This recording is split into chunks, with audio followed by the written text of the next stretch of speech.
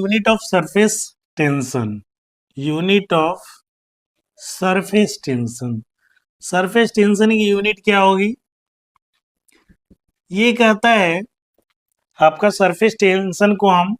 T से अगर denote करते हैं तो F upon L, force upon length होता है। अब इसका डिफाइन भी कर सकते हैं, if L is equal to 1 लेते हैं तो ये क्या हो जाएगा, T is equal to F. जब एल इजकल टू 1 लेंगे यानी यूनिट लेंगे तो टी इजकल टू एफ, तो इसको डिफाइन कर सकते हैं surface tension of liquid, surface tension of liquid है ना, surface tension of liquid is equal to that, किसका, that the value of force, force के बराबर हो गया the value of force, T is equal to F हो गया, which acts on the unit, विच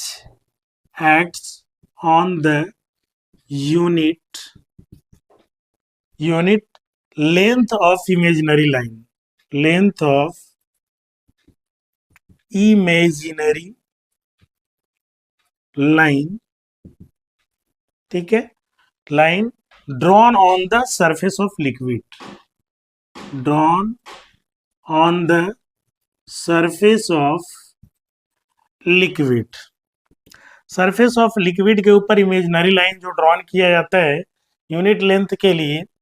उसके आपका उस पर जो आपका फोर्स लगेगा वही सरफेस टेंशन कहलाएगा। यानी हम लिख रहे हैं T is equal to F upon L, तो एफ का जो मात्रक हम निकालेंगे, एफ का अगर ऐसा ही मात्रक करें तो एफ न्यूटन में और एल क्या हो गया, मीटर में, तो इसका जो मात्रक होगा ऐसा ही मात्रक न्यूटन प्रति मीटर होगा। यह कहता है आपका अगर डायमेंशन की बात करेंगे तो इसका डायमेंशन mt-2 होता है, mt-2 होता है, ये इसका डायमेंशन हो गया।